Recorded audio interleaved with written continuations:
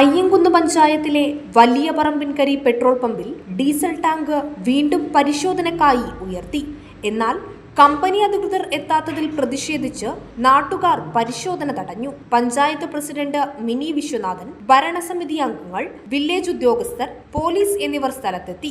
HP അധികൃതർ എത്തിയതിനു ശേഷം മാത്രം പരിശോധന നടത്തിയാൽ മതിയെന്ന് പഞ്ചായത്ത് പ്രസിഡന്റ് പറഞ്ഞു.